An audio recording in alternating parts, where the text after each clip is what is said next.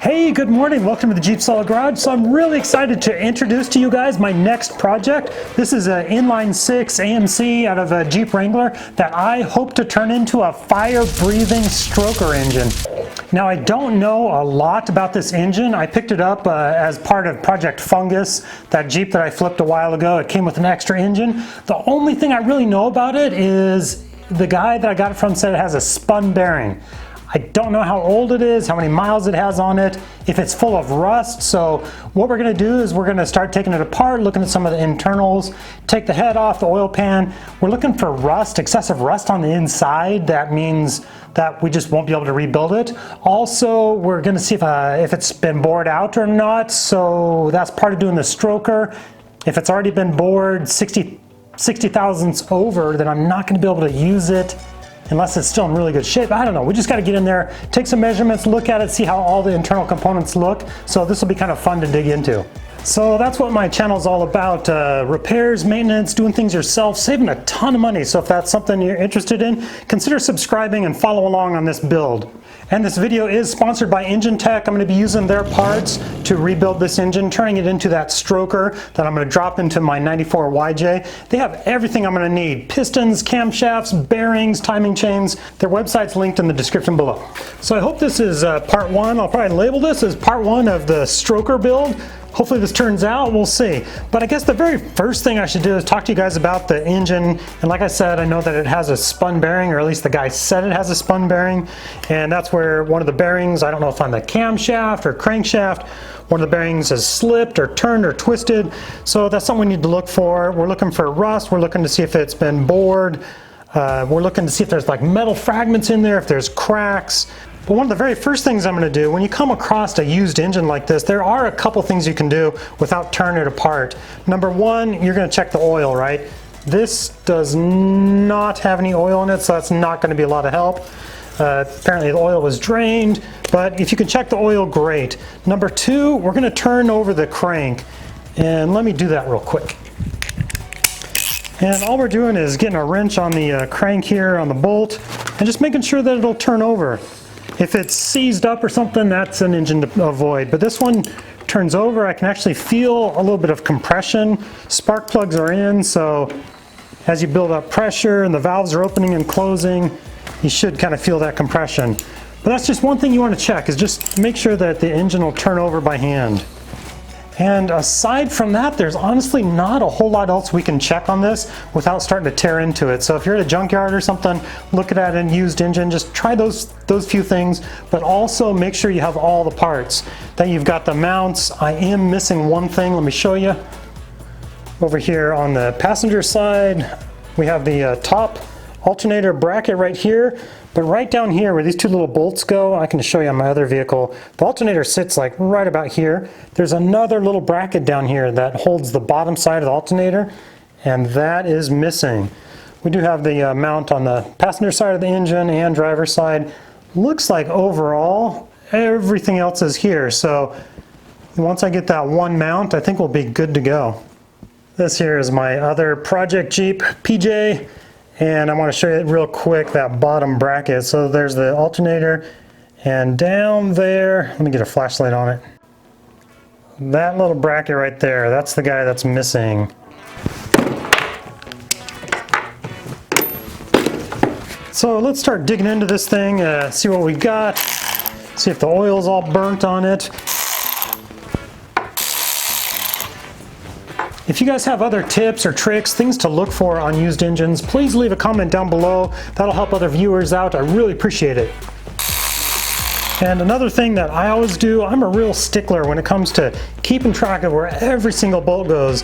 I label things, put them in egg crates, keep track of where every little bolt goes. That's just going to help you down the road when it comes time to reassembly. And things are out of order, out of place, just makes it a lot more difficult. So that's one of my tips. Keep everything in order.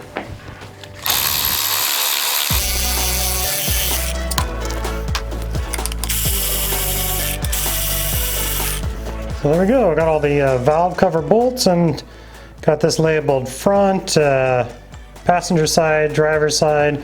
So I know it all goes back together just like that.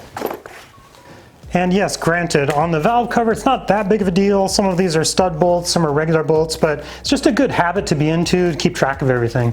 All right, exciting times. Let's take the valve cover off, see what the valve train looks like.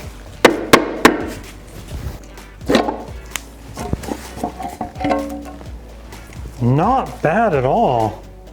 Here's the very first look at it, and gosh, it actually looks really pretty darn clean. A lot better than my last rebuild, my last engine rebuild. This actually looks in decent shape. Boy, yeah, that's exciting. That gives me good hope for this head. We're obviously going to have the head checked for cracks, make sure that we can reuse it, but I think the previous owner looks like they took good care of it. So step number one, check.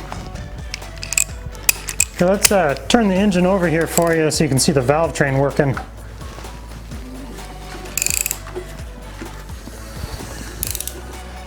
Yeah, it's still a little hard with the spark plugs in place. Let's pop these guys out real quick so we can turn it over a little easier.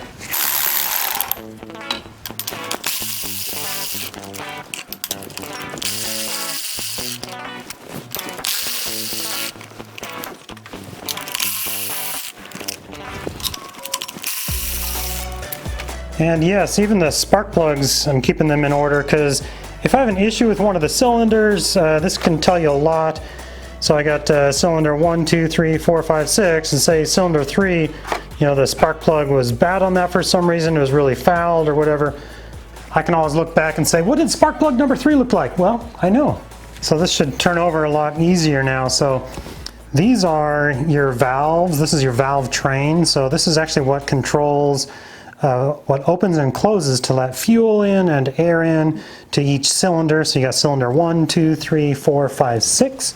That's why this is a 6-cylinder engine. Intake, and this is the exhaust. So the intake is exhaust comes out right there and goes out your tailpipe. So and this is your crankshaft. So watch all these valves. Ah, it turns over so much easier. So let's see how they're all going up and down. Kind of cool, huh? Mm-hmm. Yeah, turn it clockwise. That goes that way. Yep. There you go. Crank on it, go, go, go. That's how your engine works. Kind of cool? Mm-hmm. Oh. That's cool. It's kind of fun. Mm-hmm. All right, let's move on and take off some of these accessories. We'll take off the oil filter, the sensor here, get the dipstick out of the way, our mount, the alternator mount, some of these bolts and pulleys. Just let's get some of that out of the way so we can keep going.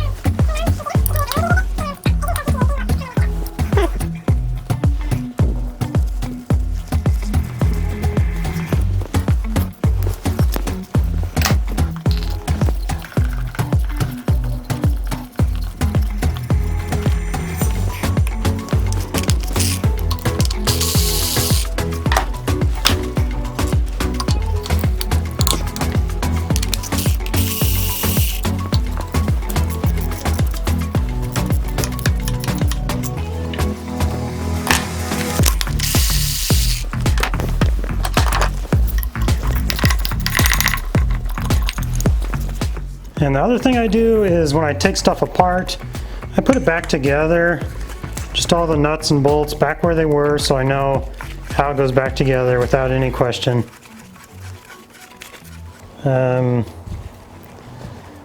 It's that wrench right there.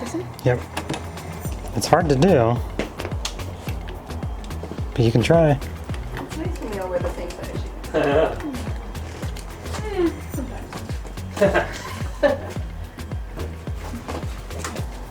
$5. That work? It won't go. There it goes. No, it's fine. $5. Keeping everything super organized. Some people may say that it's a bit anal retentive, but I like to just say I'm meticulous.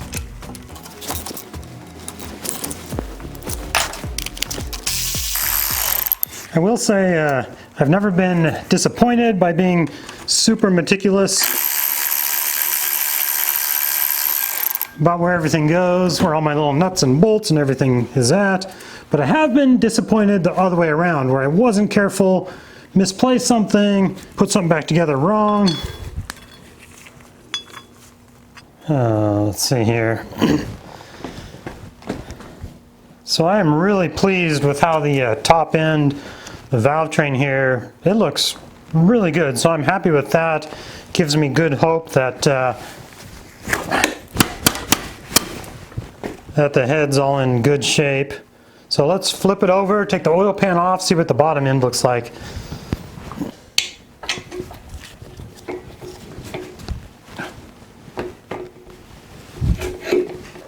A little more oil. See if I can get my pin in. Ah, phew.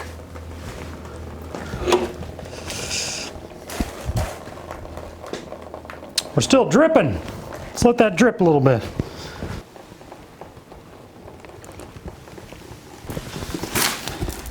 Let's throw a little kitty litter down here.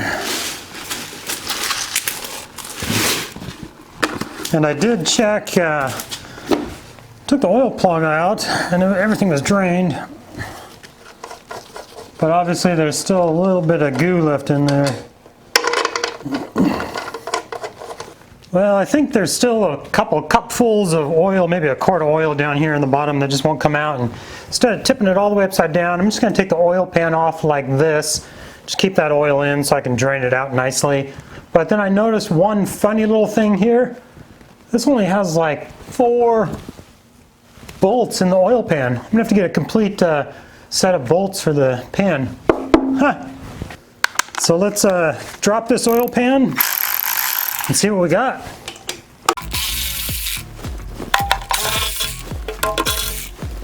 I wish I could turn it all the way upside down, but I really don't want to dump oil everywhere.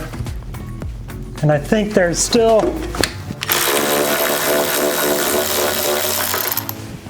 enough oil in it that it would cause a big mess. All right, let's see what this bottom end looks like.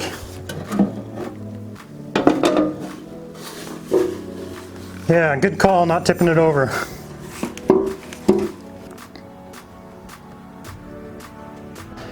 Still, I don't know, half a quart of oil left in there. It all would have just come pouring out the top. So now that I got the oil pan off, I can go ahead and flip this over and we can take a good close look at the bottom end. But my quick little peek there actually looked really good. If I can get this pin out.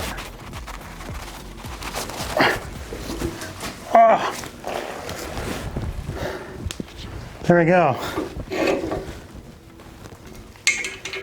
All right, let's take a close look at the bottom end here. So initially looking at it here, it looks in pretty darn good shape. I was just looking for rust, shards of metal. He did say there was a spun bearing, so I need to kind of try to look around for that, see if I see any damage. But overall, I mean, it still had oil in it, which is good. Looks like it was taken care of pretty well. Nothing that I'm super worried about right now. So it doesn't look like it has rust in it. We'll turn the pistons over, or turn the crank over. See what everything looks like. I mean, a little bit of discoloration on the bottom of the piston there, a little bit of rust maybe, but that's going to be all bored out and cleaned up, new parts. Let's turn it over here and just kind of take a look at things. It does not look bad at all though, but really I'm just using the block and the bearing caps here. But overall, looks like a good engine. Just on visual inspection, of course, you know, cracks you aren't going to see just with the naked eye. But I will end up taking it to a machine shop, have them hot tank it and clean it up for me after we finish disassembling it. All right, so that's a good start for today. I'm really happy with how the bottom end and the top end are looking so far. This is gonna be a great build. Thank you guys for watching. Check out my next video up here and have a good day. Let's do this hat toss.